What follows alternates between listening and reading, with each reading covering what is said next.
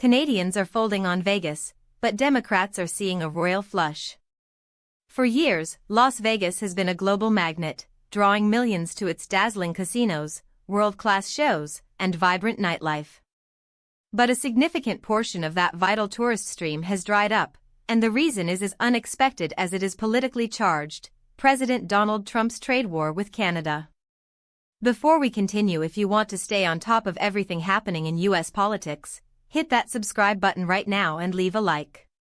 It really helps this channel grow. Last year, as President Trump levied tariffs on Canadian goods, visits from Canadians, who historically account for up to half of Las Vegas's foreign tourism, plummeted by a staggering 17%. This wasn't a minor blip, it was a major factor in a 7.5% year-over-year decline in total tourist visits, making 2025 the worst non-pandemic year for Las Vegas since tracking began in 1970. Now, as the peak tourism season arrives in Nevada, a state that's a critical battleground for control of the House of Representatives, Democrats are seizing on this downturn. They are actively pushing voters to connect this tourism slump directly to President Trump's tariff policies. Trump instituted his reckless tariffs. In response, Canadians have literally boycotted traveling to America, stated Representative Susie Lee, a Democrat whose Las Vegas area seat is a top target for Republicans. She continued, "That has had a significant impact on our tourism. This is a stark reminder that in politics, sometimes the most unexpected international events can have profound domestic consequences. The political stakes are incredibly high." President Trump narrowly won Lee's district in 2024, and he came very close to winning two other Democratic-held districts in the Vegas area. Republicans, while perhaps less optimistic than they were a year ago about flipping these seats, view Lee's district as their best opportunity. These races represent a rare instance where the international politics of tariffs, beyond their direct economic effects, are playing a pivotal role in an election. Unlike regions heavily reliant on manufacturing or agriculture, Nevada's economy doesn't have those sectors directly hammered by the tariffs. Instead, the most affected product is the state's Canadian visitors. Democrats are framing this as a direct consequence of Trump's actions. The narrative is simple: Trump's tariffs angered Canadians, leading to a boycott of American tourist destinations.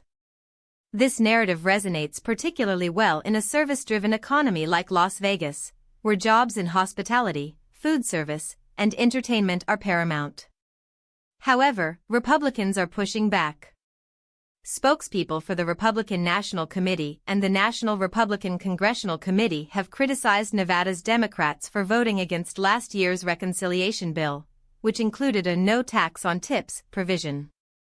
They argue that Democrats haven't focused on affordability, making Nevada more expensive to live in. Kush Desai, a White House spokesperson, highlighted that the vast majority of Las Vegas tourists are Americans and emphasized the Trump administration's focus on economic growth through tax cuts and deregulation. Many Canadians, incensed by Trump's tariffs and his 51st state taunts, have indeed boycotted U.S. products and destinations. This coincides with a broader shift in Canadian sentiment, with a recent poll showing a majority now view the U.S. as an unreliable ally. Even some Nevada Republicans acknowledge the issue. Representative Mark Amodei, who is not running for re-election, wryly commented, "The Canadians aren't coming the way they were. Wonder why that is, huh?" The communications for the tariff stuff was suboptimal. The decline in Canadian visitors has undeniably impacted the Las Vegas hospitality sector, which relies heavily on affluent international tourists. Several Las Vegas restaurants have closed recently, with some citing the downturn in visitors. While employment in entertainment and recreation has seen growth, hiring in food and accommodation has stagnated. The situation has become so severe that local industry is taking drastic measures to lure back lost business, including offering Canadian dollars at par with US dollars, effectively a 30% discount, and hosting free concerts featuring Canadian artists. The city's tourism office has also launched a significant marketing campaign targeting Canadians. But can advertising overcome national patriotic fury? Representative Stephen Horsford, whose district Trump narrowly lost, believes external forces and administration policies are creating economic uncertainty in Las Vegas. While overall tourist visits showed a slight uptick in February and March, the previous year's decline created a deep hole. Ted Papageorge, Secretary-Treasurer of the powerful Culinary Union, warned that if low numbers continue, the union may need to implement relief efforts for its members, similar to what was done during COVID-19, including assistance with food, utilities, and rent. Thousands of hours have already been cut for union members due to reduced visitation and restaurant closures. Interestingly, some Republicans who were once skeptical of tariffs are now vocal supporters. Marty O'Donnell, the GOP frontrunner in a key Nevada race, now fully supports the president's trade policy, viewing tariffs as an effective negotiating tool. He also dismisses tariffs as a significant voter concern, believing more important issues are at play.